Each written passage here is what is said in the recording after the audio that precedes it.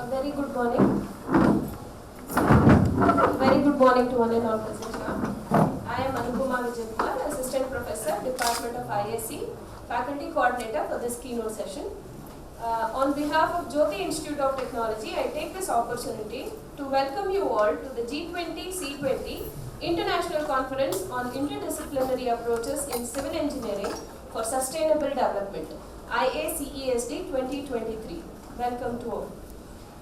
Today among us we have a very distinguished and eminent keynote speaker, Dr. RAMKRISHNAN sir.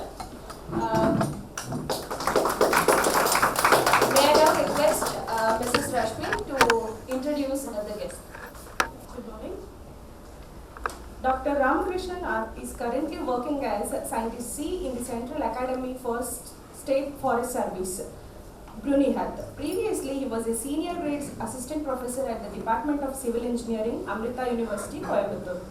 He holds a PhD from the Indian Institute of Science, Bangalore, and has extensively worked on geotechnical earthquake engineering, focusing on the seismicity of Himalayas.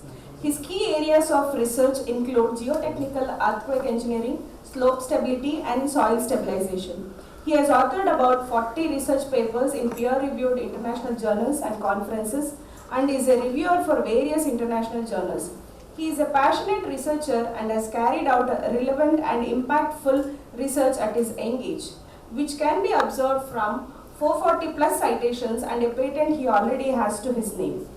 He is also a travel and motorcycling enthusiast and have travelled far and wide in India, mostly on his motorcycle, which he says marked the beginning of an insightful and unusual journey in his life by keenly observing the lifestyle, politics, geography, and social setup of our country.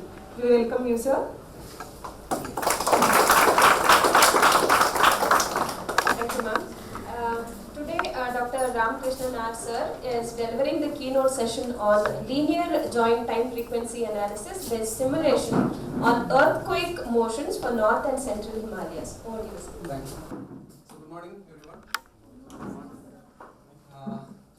So it's a very young crowd, I see. So how many of you are from civil engineering background? Okay. Others? Computer science. Okay. So yeah, you will have something to take away from this anyway. I assure you that. So all of you are BTech students or MTech students are also there? B, yeah. UG students. All of you. Okay. Which years do we have here? First year. Okay. Okay. So you are just coming to engineering. So a long way to go. Yeah. All right. So this is the topic is pretty specific. So I will go a bit more general about it. Okay. So that you can imbibe something new from this, and maybe you being computer engineering students, this work involves a lot of modeling and coding and all. So being computer engineering students, I think you can take something from this and maybe pursue that further, maybe for a project or something in your final year, and maybe pursue it further later. Okay. So this work basically presents a new method to synthesize ground motions for the Himalayan region. Okay. So as I mentioned, it is a pretty specific topic, so we will start with the seismicity of the Himalayas and we will go slowly towards the synthesis of ground motions. Okay, next slide. Okay. Okay, so how many of you here have experienced an earthquake? Only one? Okay. I currently stay in a place called Barnehart, which is about 15 kilometers from Guwahati. Have all of you heard of Guwahati? It's in the northeast of India, in Assam, and I experience 1 or 2 earthquakes every month nowadays. Okay, why? Can anyone tell me why? Why I experience so many earthquakes and why you don't? Can anyone tell me? Tectonic plates. Tectonic plates and collisions, right? Have anyone of you heard of tectonic plates? Have anyone of you heard a place named Pangaea? Pangaea. All of you have heard about 7 continents. Which are the 7 continents? Asia, Australia, North America, South America, So you know these 7 continents. So millions of years back, all these continents were one single landmass called Pangaea. Millions and millions of years ago. But then later, all these continents were formed. The whole Pangaea broke into small pieces of land and they slowly moved on the Earth's surface and they went into different positions and were placed there, and now we have all these different 7 continents. So what happened when the Indian plate, where our Indian peninsula or our country stays, is in the Indian peninsula or the India-Australian plate. Okay, these tectonic plates are, imagine it in layman's language, you can say that tectonic plates are like, let me say, a small cardboard box floating on water. So they move freely. So instead of water in the earth we have lava, right? If you dig deep into the earth, what will you find? You will find layers of soil, then rock, then lava, right? So on this lava, all these land masses are floating, just like a cardboard is floating on water. Okay? So like this, all these land masses were floating on lava and they slowly moved away from each other, and some of these land masses collided. Okay? So when they collide, what will happen? Everyone have played with soil, I believe. When you were kids, or still you might be playing with soil maybe. So when you place or when you move 2 heaps of soil together, what will happen? What will happen? Some soil particles will come together and they will form a small heap, right? When you try to bring 2 handful of soil together, what will happen? It will come together and they will make a heap sometimes, right? That is how the Himalayas was formed in simple terms. So these land masses, they drifted away from each other, and these land masses, when the Indian plate and the Eurasian plate, when these 2 came together, these land masses collided and slowly it started to rise up. That is how the Himalayas was formed. Okay? And the Himalayas are still rising. How many of you know that? Yes. We know that the Everest is the highest peak in the world, right? Do you believe that it is still rising up? It is still growing. The Everest is still growing at a rate of about 5 to 20 millimeters per year. It is still growing. Why? Because this process is continuous and these tectonic plates have collided and they are still rising at a steady state. So when 2 land masses of similar density comes and collides with each other, what will happen? They will come and collide. Some mountains will be formed, and in between what will happen? Sometimes they will slip. Okay? Sometimes they will slip. And when it slips, you feel a sudden jerk. And that jerk is earthquake. Okay? I'm telling it in the most basic way possible. Okay? That sudden jerk that you feel is a earthquake. So when these 2 land masses come and hit together and they are joined together, they will develop some stored energy over a long period of time. In between, if that energy is released, that is when you experience low magnitude earthquakes. When that energy is saved for a long period of time, that energy is stored for a long period of time and one day it suddenly slips and cracks. That is when you experience a very high magnitude earthquake. What is the highest magnitude of earthquake that you have heard of? Can anyone tell me? What is the highest magnitude earthquake that you have heard of? Recently we had a very high magnitude earthquake. Where? Recently within, Turkey earthquake. Have you heard? What was the magnitude? Anyone know? What is the highest magnitude earthquake that happened in India? Anyone knows? 9? 8? 8.5? So you have different magnitude scales also. Okay? You use a scale, you measure distance in different units, right? You measure it in centimeters, you measure it in inches, feet, meters, etc. Similarly, earthquake magnitude is also measured in different units.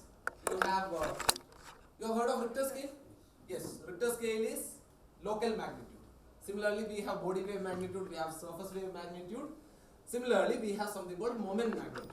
Okay, nowadays people use moment magnitude instead of this Richter scale at all. So in moment magnitude scale, the highest magnitude earthquake that happened in India was the 8.7 Assam Tibet earthquake in 1950. Okay, that was back in 1950. So since the last 70 years, there hasn't been any major earthquake in India or along the Himalayas. The latest high magnitude earthquake that happened in the Himalayas was the 2015 Gorkha earthquake that happened in Nepal. That was of magnitude 7.8.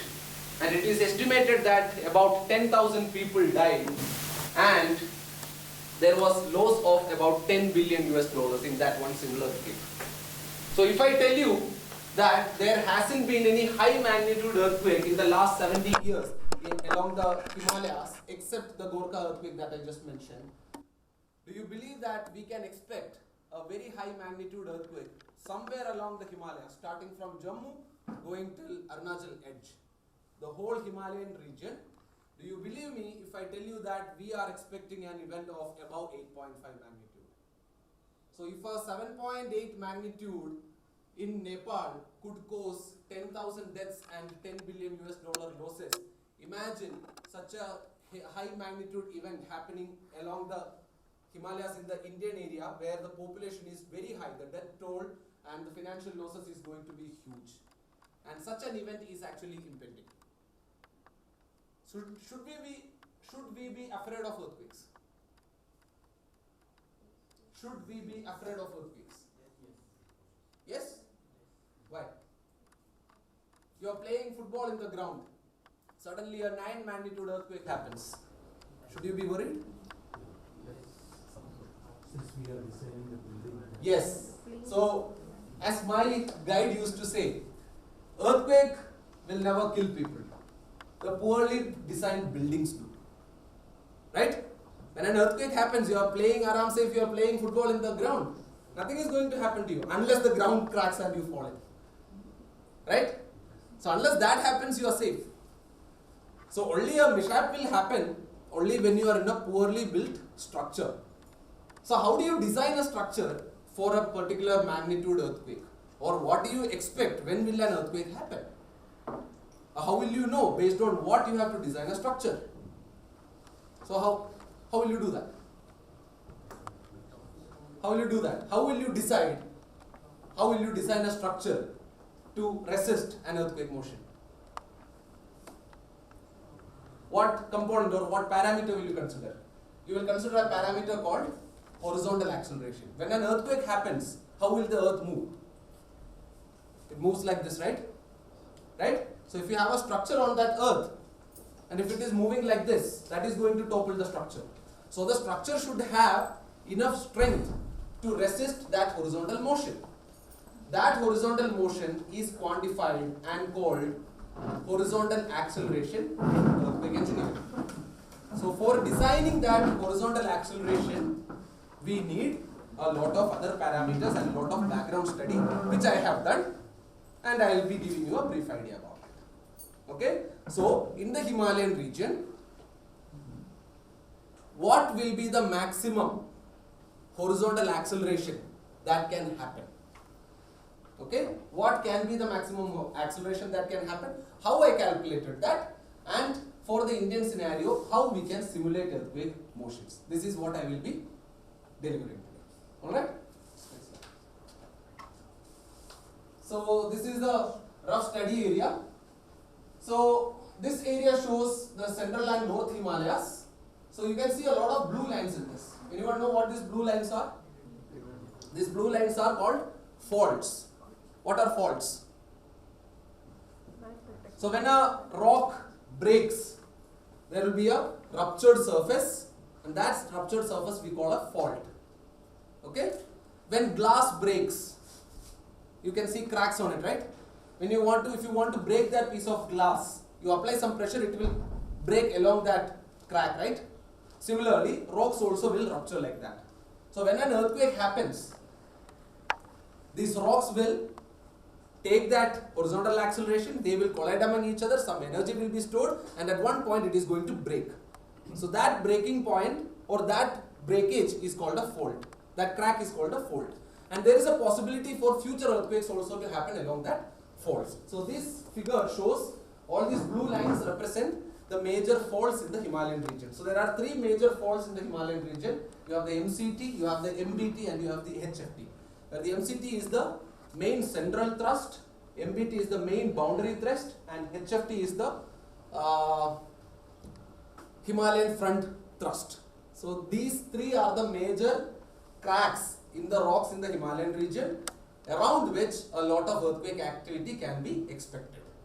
Okay, so this figure shows all these diamond shaped red dots represent earthquake events that have happened in the Himalayan region of having magnitude above 7, and the stars represent events of magnitude above 8. So as you can see, there have been 3 events of above magnitude 8 in the past in the Himalayan region, but we don't have any event since the 1950s. So all this energy is getting stored. Imagine the cardboard story, the cardboard and the water story. So these cardboards have come together, they have collided, and they are accumulating some strains. So at one point this is going to slip, and when that slip happens, you are going to feel the jerk, and that is going to be a huge event, is what I am trying to convey here. Alright, next slide please. So, how many of you have seen an earthquake record, a seismogram? You have seen something like this, something like an ECG? Everyone have seen that? You can go to the next slide please. Next one. Next. Next. Next. Next. Next. Good. Yeah. Have anyone seen something like that? Yes? How is that recorded? How is that recorded? You have a simple concept is you have a freely suspended pen. Imagine you have a freely suspended pen on a paper, and when the earth moves, what will happen? The pen will shake and it will draw this figure, right? Right? This is how earthquakes are basically recorded. This is the theory behind it. It's not as simple as that, but this is the theory behind it. Right? This is how it was measured in the earlier times. They were called analog seismograms. Nowadays we have multi-axis, 3-axis digital seismographs. But earlier we had something called analog seismographs, which is, the concept is pretty much similar. You have a suspended pen which moves along a roll of paper when the earth moves. So they were called analog seismographs. So earlier, we had the National Strong Motion Instrumentation Network of India. They had installed a lot of analog seismographs in the Himalayan region in 3 arrays like Kangra array, UP array and Shillong array in the past. But nowadays they have revised it with a lot of other digital seismographs all along the Himalayan region. As you can see here, this bottom figure, the first one shows the old digital seismograph array, and the bottom picture shows the new digital seismogram network of India. So when an earthquake happens along any of these regions, what will happen? What are earthquake waves basically? What is an earthquake basically? It is a shock wave, right? It is like a shock wave. This wave will travel through the ground, and wherever you have this seismograph, it will pick up this motion and it will give you a graph of that earthquake motion. Correct? Yes or no?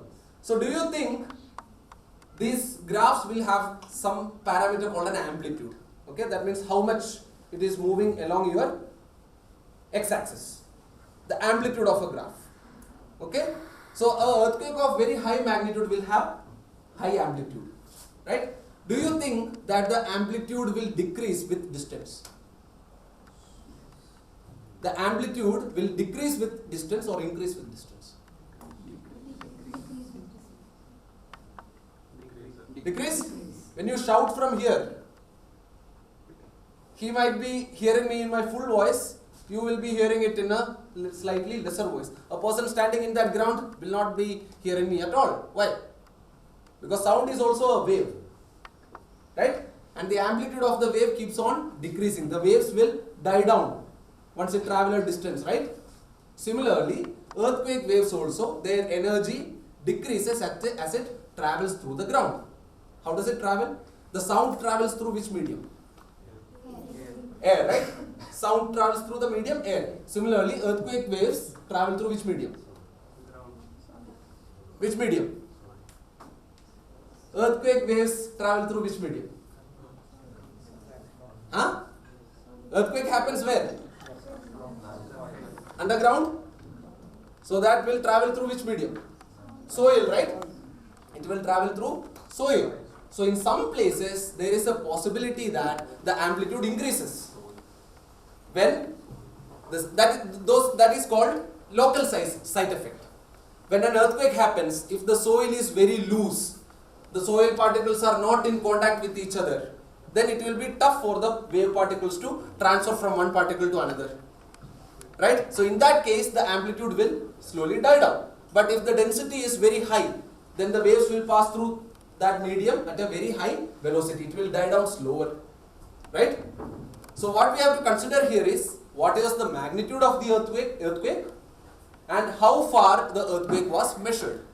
So as you can see here, all these small triangles, they represent recording stations in our country. We have around 300 earthquake recording stations all along the Himalayas. What is the length of the Himalayas, starting from Jammu till the edge of Arunachal? Any idea? 3,000? 3,000 kilometers? 300?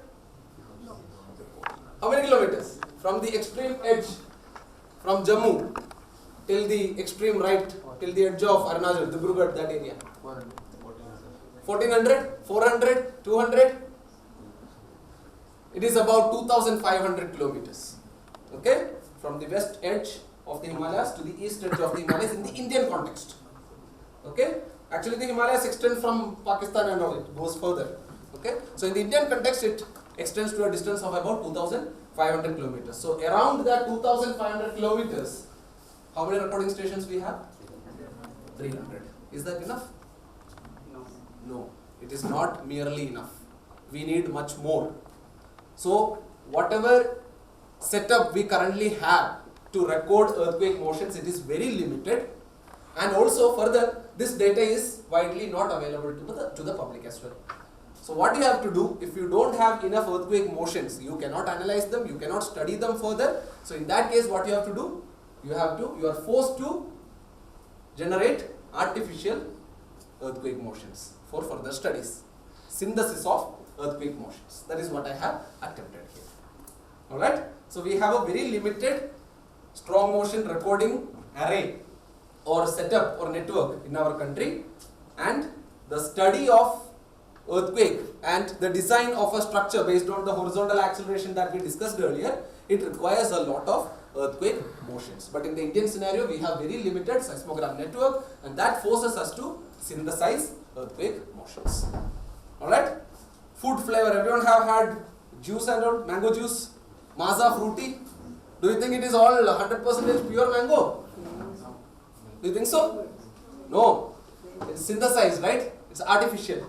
Right? Some part of it might have original pulp. 30% original mango pulp, it will be written in the bottle. That means the remaining 70% is artificial or flavor or synthetic. Similarly, we have maybe about 30% for a study like this. Maybe I have about 30% original recorded earthquake data. The remaining 70% scientists or researchers are forced to synthesize. But there are advantages and disadvantages to synthesis. We will see that in due course. Next slide, please. So this is the Himalayan seismicity that I was talking about. So here this line, this shows a rough schematic of the Himalayas. So as I mentioned earlier, since the 1950s we never had a high magnitude earthquake in the Himalayan region, and these numbers that you can see here, 7.8, 8.2, 8.5, 8.4, 8.4, etc. These numbers represent the possible or expected magnitude earthquake event that is impending in the Himalayas. A magnitude of these, an earthquake of these magnitudes can happen in the Himalayas any day from now. It can happen today, it can happen tomorrow, it can happen 10 years from now. But it will happen. So a magnitude of 8.5 and all you can see. Imagine 8.5 magnitude earthquake happening in a highly populated city. The death toll and the financial losses is going to be huge. So how will we resist that? Will earthquake kill people? Will earthquake kill people? No. What does? Poorly designed structures does. Right? So we have to either renovate or rehabilitate structures which are weak or doesn't conform to the design standards, or the new structures that the engineer sanction has to go through a rigorous process of analysis for earthquake resistivity. Alright? Next slide. So we already have a seismic zonation map of India, BIS 1893. How many of you have heard of BIS? What is BIS? Anyone? Bureau of Indian Standards. Okay? Bureau of Indian Standards. We have IS codes. Indian Standard Code specification for each and everything. We have about 30,000 plus Indian Standard codes. Okay? Do you know what is Indian Standard Code 1? Indian Standard Code 1. Anyone?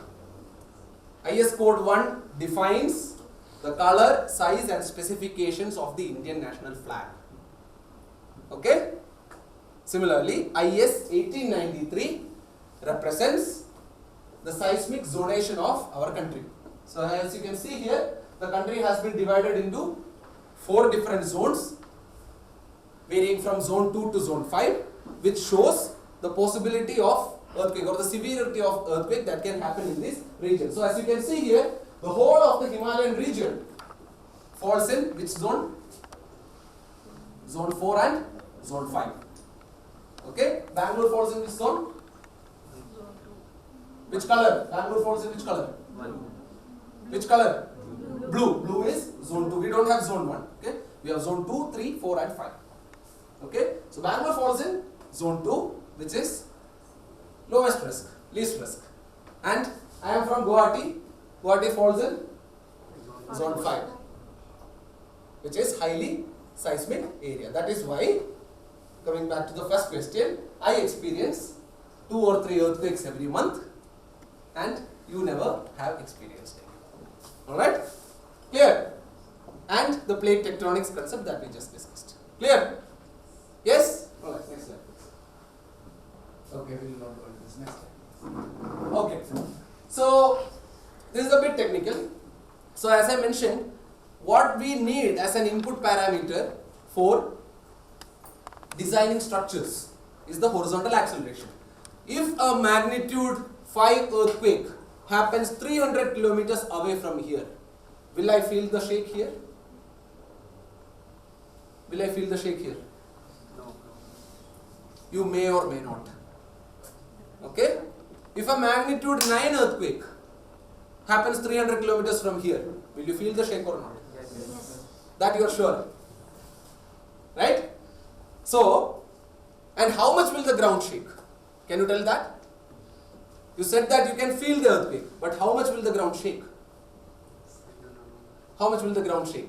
That is what we estimate using something called GMPs, which are ground motion prediction equations. Okay? Ground motion prediction equations. These equations predict ground motions, as the name suggests. What component of ground motion? The horizontal acceleration. When an earthquake of a particular magnitude happens, how much is my ground going to shake at a distance of so and so from the epicenter of the earthquake? What is an epicenter of an earthquake?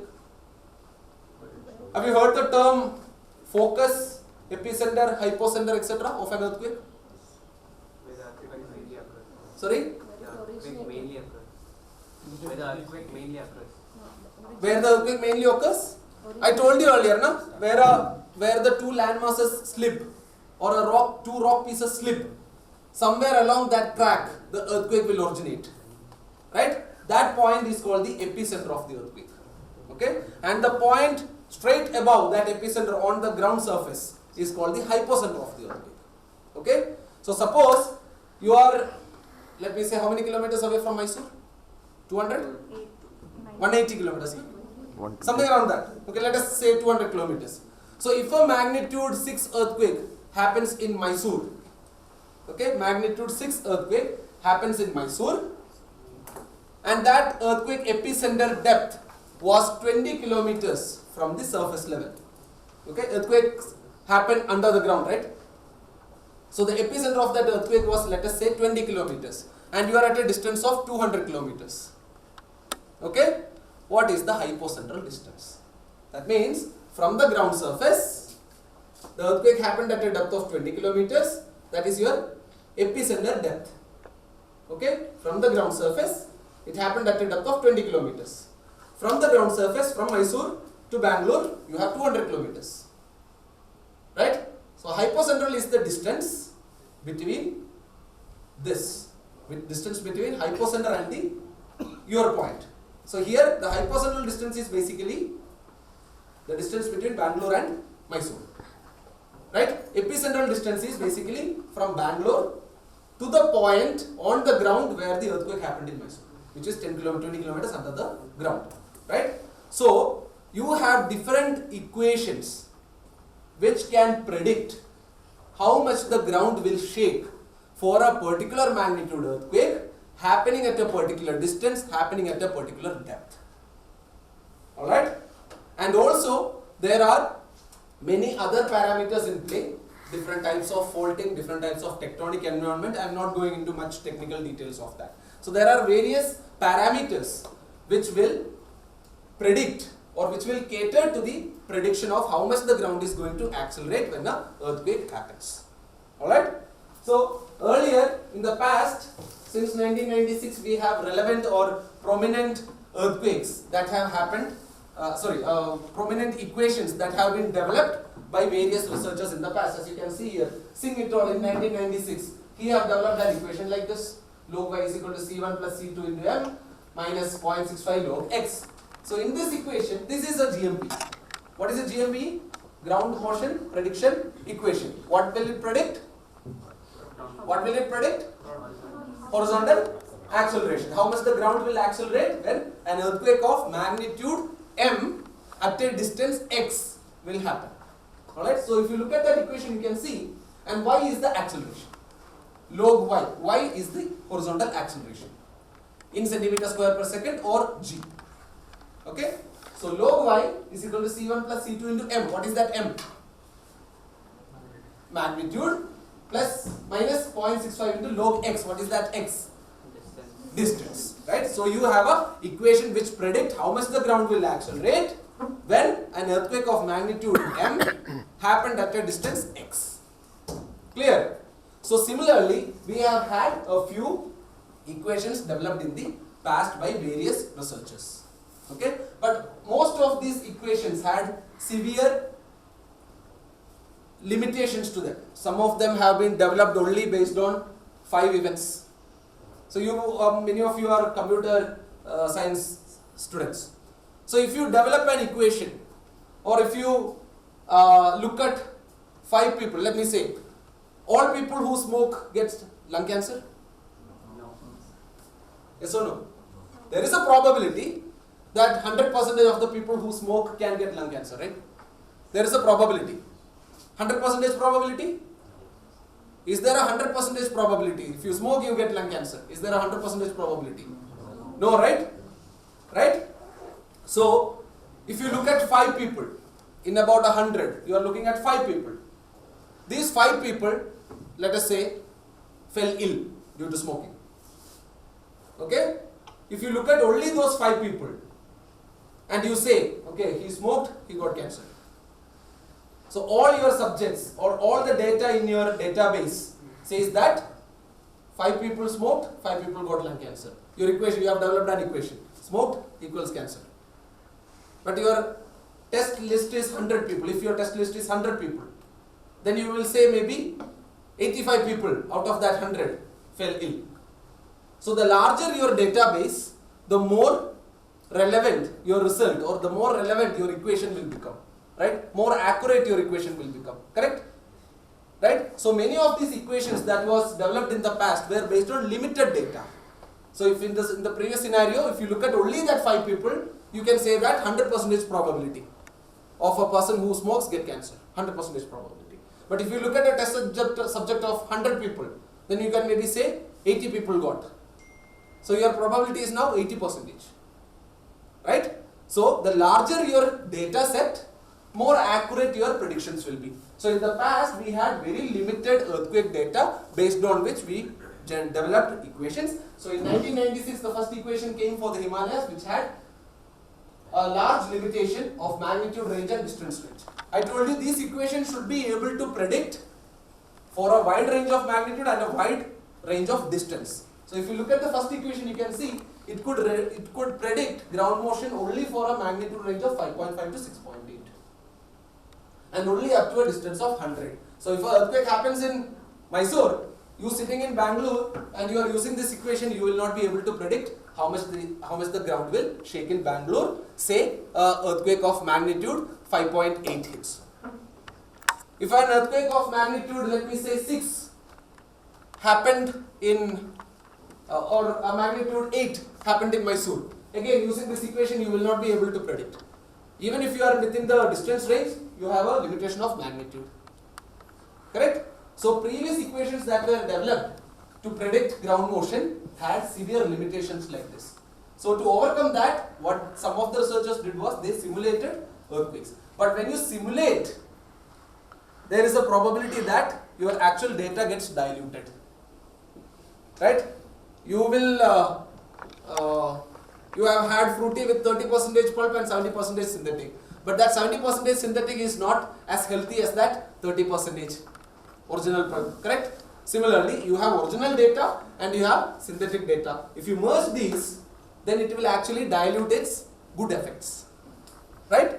Similarly, they had limitation for data. So what they did, they synthesized earthquake data and used that data to develop new equations. Okay? So in the present scenario, nowadays we have a larger data set available for a larger distance and magnitude range. That too original actual recorded ground motion data. So I took that data and I developed equations to predict how much the ground will shake. Say a magnitude of a particular magnitude happened at a distance of x from here. Okay, next slide please. Next slide. Next slide. Next. Next. Next. Next. Next. Yeah. Go back.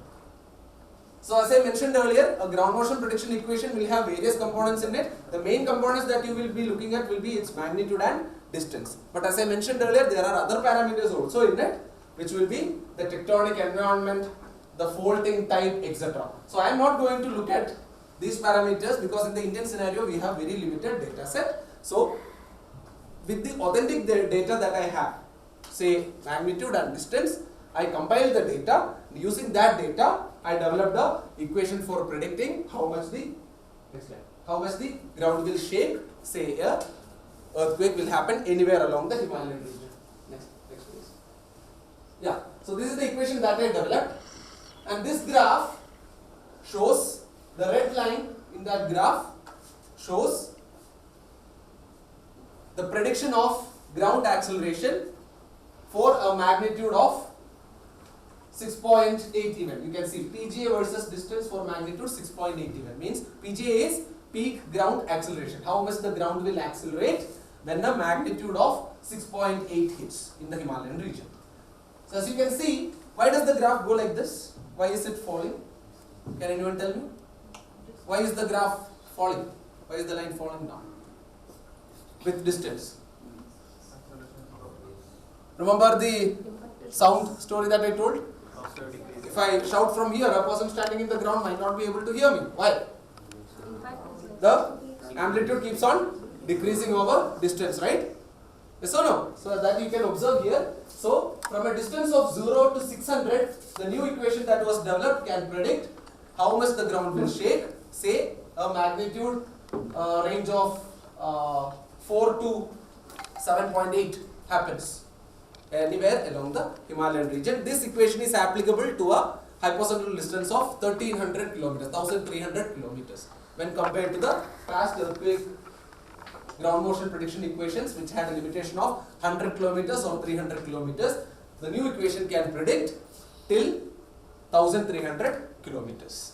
Okay, but I have shown for a comparison, I have shown only till 500 or 600 kilometers, which is most commonly most of the equations will predict till that range. So for a comparison, I have kept like that. So these orange dots represent the actual recorded ground motion of the Nepal-India border earthquake of April 4, 2011 of magnitude 5.7. That means a 5.7 magnitude earthquake occurred and it was recorded at a distance of, as you can see there, a distance of 40, 50, 52, 80, 100, etc. So I showed you earlier the seismogram network of India. So an earthquake happened in Nepal-India border, and the waves spread out from the epicenter, and these waves were recorded by seismograms that I showed you earlier.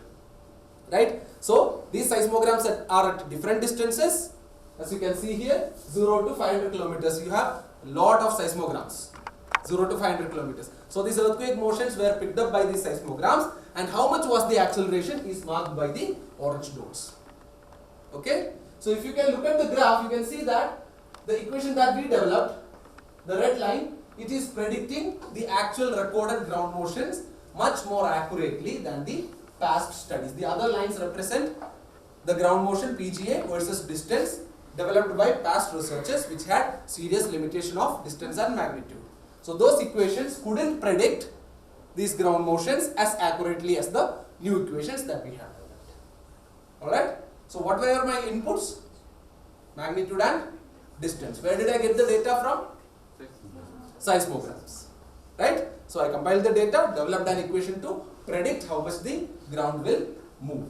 Your CSE students, maybe you will be learning a lot of ML and DL later, right? Machine learning, deep learning, etc. You can actually use these data to further modify these equations or further develop even better equations in the future. By the time you come to your final year, you will probably have much more data available already. So maybe you can use up these data, use some machine learning or deep learning techniques, and you can maybe develop even better equations than we did, maybe 4 years from now. Alright, next. Okay, so using this data, what am I going to do?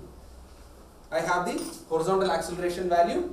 So I am going to use this equation to predict what will be the maximum possible ground acceleration that can happen throughout the Himalayan region. Okay, so if I have that data, or if I develop that data, I will have something like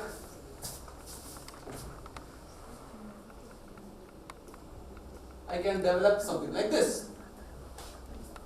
So all these different colors, as you can see on the right side, you have a legend. So that legend shows values ranging from 0 to 0.16. Those data are the maximum probable ground motion that can happen in these regions. So as you can see here, the darkest color represents a magnitude ground acceleration of 0.14 in the Himalayan region. That means when a some magnitude earthquake happens at some distance, okay, some probability, okay, some magnitude earthquake happens at some distance, whatever the scenario is, okay, wherever the earthquake happens or wherever the epicenter is or whatever distance it is at, in different scenarios, considering different scenarios, the maximum ground acceleration that might occur in these regions are represented by these colors. Alright? So as you can see here, it is going up to 0.8. 0.8 what? 0.8 G. You know what is 1 G, 2 G? How many of you have seen the movie Top Gun? Only 2? Top Gun? Top Gun 2 has recently been released, Tom Cruise movie. He flies this fighter jet and all. Fighter jets travel at the speed of 9 Gs, 10 Gs, etc. What is 1 G? What is 1 G? Gravitational pull, right? What is gravitational pull? How much is it? 9.81 meter per? Right? So if you experience 10 times of that, right? That is what a fighter jet pilot experiences. Right? So you can experience up to 9, if you can see, it is almost up to 1 G. That is almost 9.81. Till that you can experience when an earthquake happens in the Himalayan region. That much ground acceleration can happen in the Himalayan region, which is huge. It can topple a building over. Right? So how did I estimate this? I took into consideration what were the past earthquake magnitudes happened, at what distances it happened, and I used these equations to predict at each of these points in the Indian map, in this map, at each of these points, considering the past earthquake data, what may be the maximum ground acceleration that can happen. So if you look at this figure, this map has been developed and it shows a ground acceleration up to 0.8 G. okay, which is higher than the BIS standard values that is given in the standard code book. What is BIS? Bureau of Indian Standards. So that means the actual data is actually shows a higher acceleration than what is prescribed by the Indian standards. So the codes have to be revised in due course, right? And recently the codes have been revised also. So it hasn't been published, sir. Was it published? Not yet. Yeah. The code revision is also under process. It will be published soon. Alright, next. So how will I estimate this? There are two approaches to it. I am not going into the details of it. There are two approaches.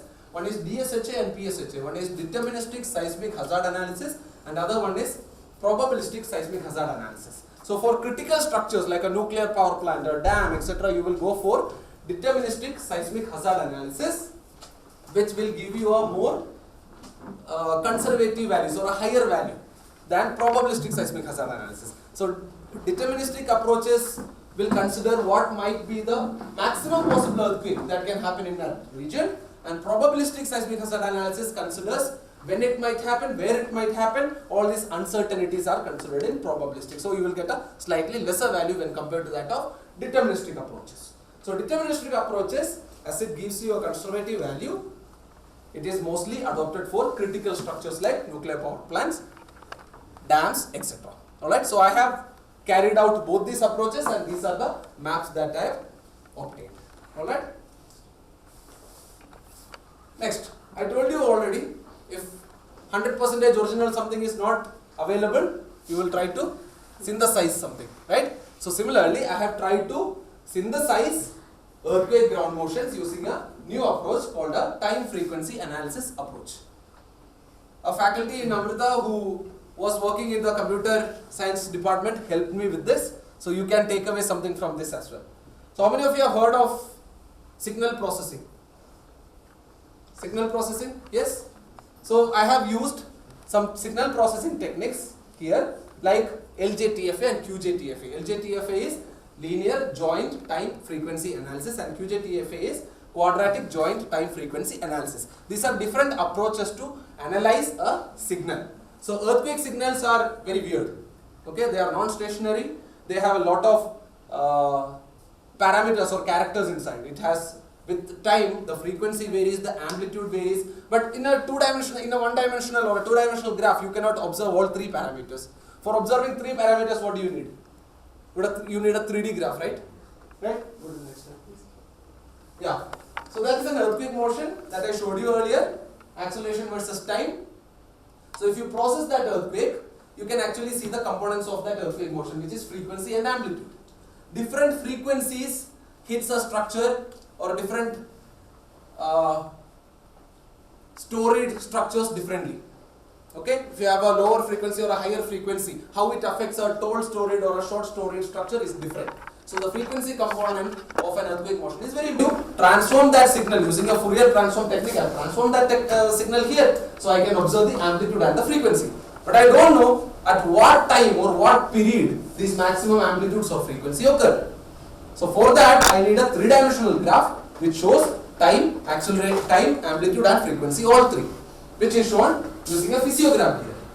So it shows where the maximum amplitude occurs, where the maximum frequency occurs, and at what time point or what period this will occur. These three are represented using a physiogram. This is a time frequency analysis technique used to analyze earthquake signals. So using this technique, I have compiled a set of earthquake motions.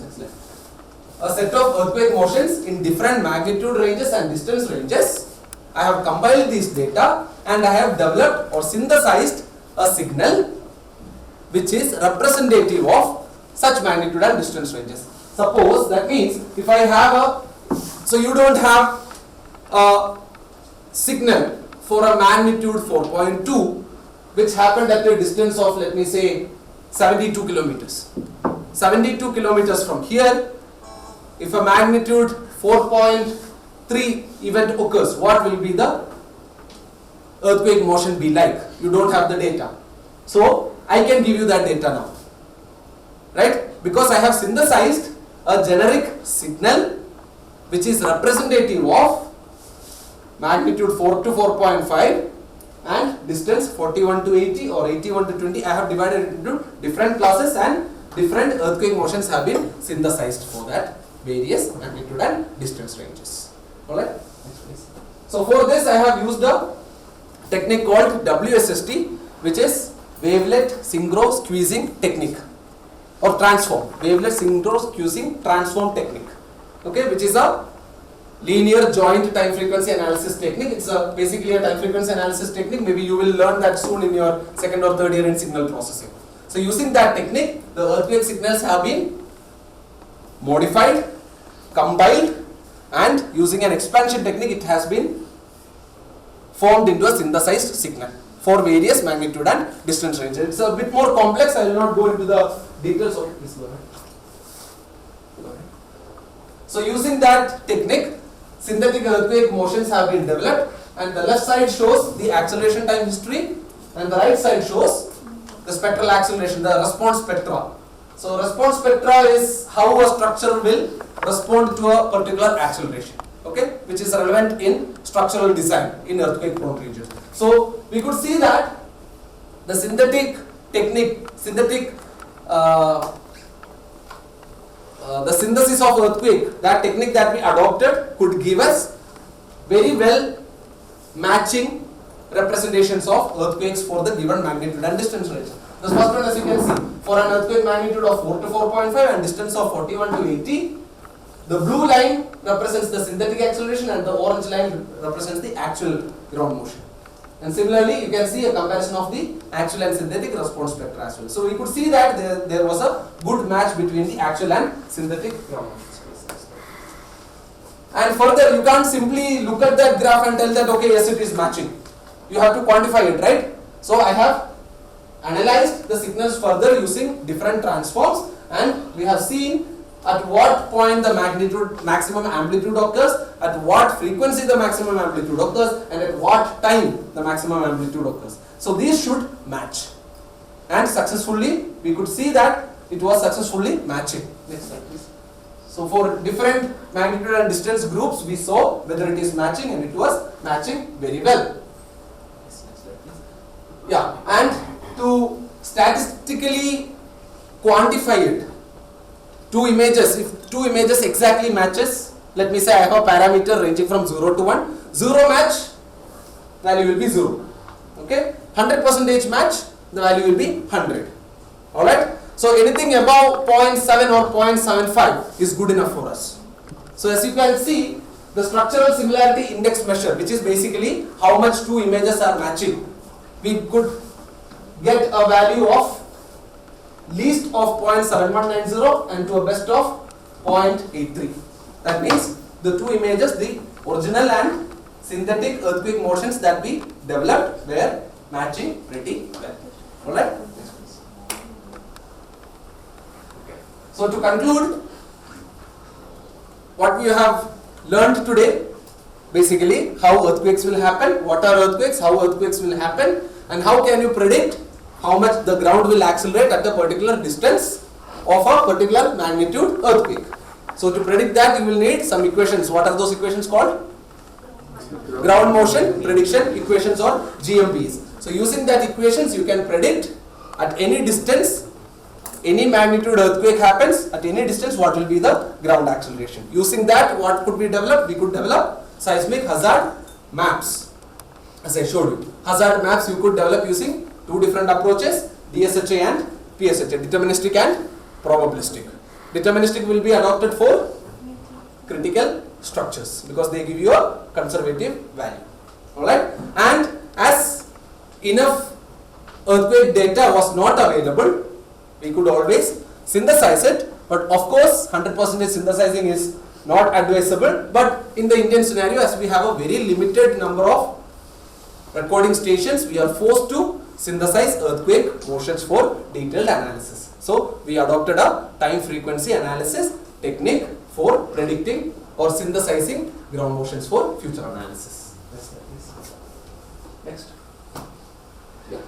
Thank you. With that, I conclude my keynote lecture. So this is my the place where I currently work. It is in Assam. This is the place where I experience 2 or 3 earthquakes every month. And this structure is at least 100 years old.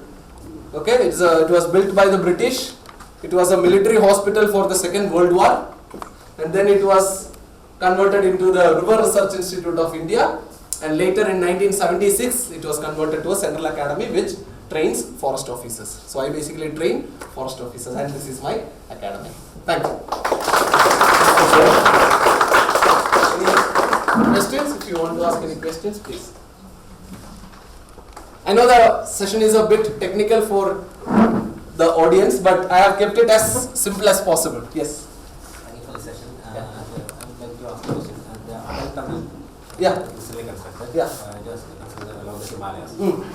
During the tunnel drilling, is there any chances for the release of any accumulated pressure? Yes, there are chances for release of accumulated pressure, but before the drilling happens, we conduct various tests like MASW tests, etc., which is multi-channel analysis of surface waves to predict if there are any major cracks or faults in the underlying rock before you start the boring process. So that is carried out. That will give you a vague idea about whether this can happen. But of course, rock bursts and rock falls happen during tunneling, but this will not trigger earthquakes, but it can trigger rock bursts and rock falls. If, as I mentioned earlier, two rocks are applying a lot of pressure and strain energy is being accumulated. When you drill into it, like you burst a balloon, right? Similar thing can happen, but it will not trigger earthquake motions, right? Is there an analysis? What is the prediction of earthquake that can happen in that range? As of now, there is no technology that is capable enough to predict specifically when an earthquake will happen. But the range of earthquake that can happen. That I had showed you, no? Yeah. In which range that this Atal tunnel will belong? Atal tunnel, it will fall. Can we go back?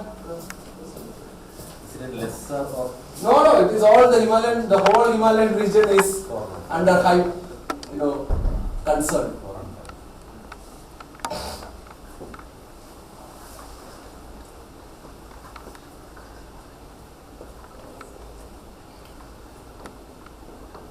Yeah. So you can see here, Kashmir 7.8 to 8.2. The Atal tunnel falls in that area. So there is a possibility of 7.8 to 8.2 magnitude earthquake happening there. Yes. Yes. I am in one of the most riskiest locations. Yeah. So, Yes. coming to that, whatever the equations predict, Yes. and whatever you are going to identify the places, that horizontal something. Acceleration. Yeah. Yeah. So with that, you will be like giving advices like this is the points where much of the building construction should not happen, or what exactly you will be giving the advice. So the equations and all this seismic analysis will give you a parameter called AH, that is horizontal acceleration.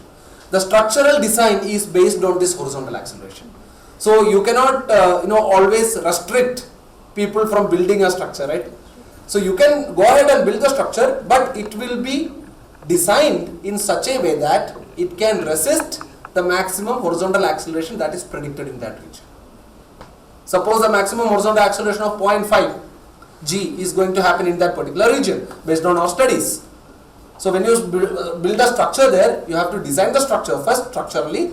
So in the structural design, you should take into consideration this horizontal acceleration and design the structure for sway in the future. You have seen the tallest structure in the world, which is Burj Khalifa, right? Do you think that building is always standing constant? There is a lot of lateral load from winds. The tip of that structure can sway up to 2 meters. The top tip of that structure can sway up to 2 meters.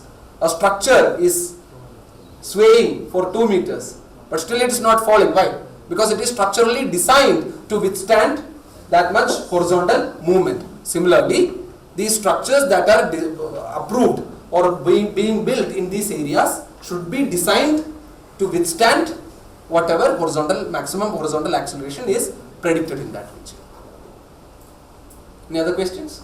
You have mentioned about the time frequency analysis. Yes. Response spectrum. The response spectrum. Yeah. In the textbooks we can see time history analysis.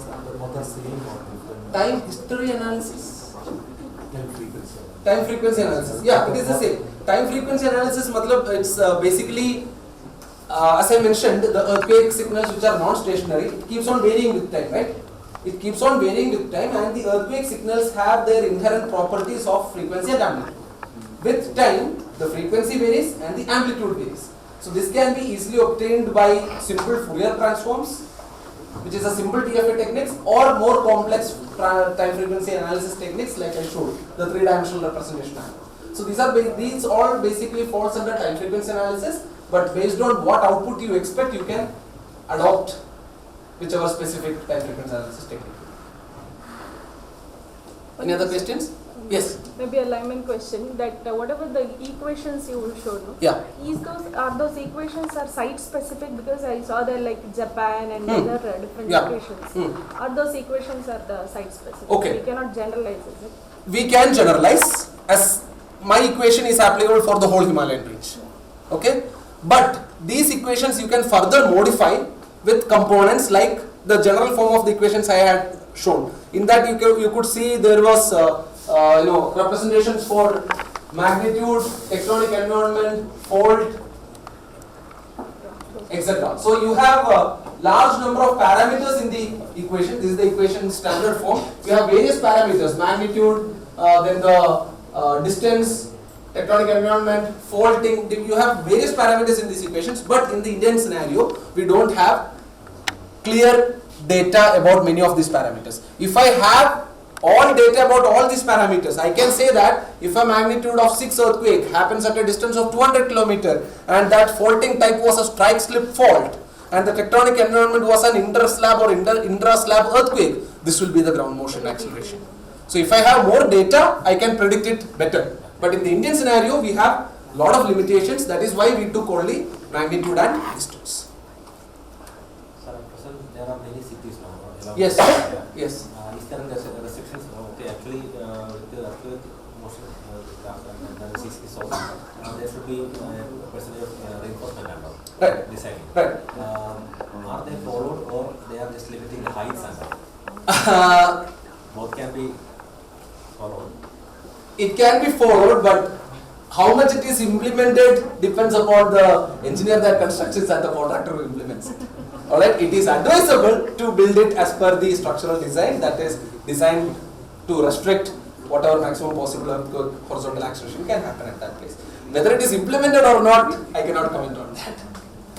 Alright, that is site specific or person specific. If I am constructing a structure there, if I am investing 10 crores, I will definitely construct it based on the horizontal acceleration that is going to happen in that place. Right? Yeah. In the seismic areas, Yes. the height of the building, is it restricted to? It need not be restricted. It can be structurally designed so as to resist the maximum horizontal acceleration that is probable in that area. In some places like Japan and all, Ah. there are no plates, but they have frequent earthquakes. There are plates. Japan falls along the ring of fire. You have something called the ring of fire. So Japan also falls along the ring of fire, which is a very complex tectonic plate system. So that is why Japan is highly earthquake prone. Always on daily basis. Yes, it's a very highly earthquake. It is one of the most seismically active areas in the world. It's called the ring of fire. Yes. Yeah. Actually, the height of the building, there are cases where in large earthquakes, tall buildings have withstood, but Yes. short buildings have collapsed. It depends on the Frequency content. frequency of content. the natural frequency of the structure. If it matches, there would be a resistance. And there are some earthquakes in the sea also, they say. Yes. That is based on what? That is also based on tectonic plate movements only. See, these land masses, what is under the sea? That is also It is land only, right? So all these land masses are floating on lava. So the seabed is also a piece of land that is floating on lava. So there can be collision between tectonic plates, and there also the slippage and earthquake occurrences can happen. When that happens, then you have a byproduct, tsunamis. Tsunamis. Yeah. Any other questions? And also on this onset, I would like to thank Srivalsa sir. He was my co-supervisor as well. He had guided me throughout carrying out of this work. He was the, mastermind behind devising this ideology of the work. Yeah, anyway. Yes, sir. So your session was very engaging, and we as laymen could understand some terms. And yes, I think at least I could understand that Bangalore is a safe zone, blue zone, and we need not worry about or scare earthquakes, and we are safe.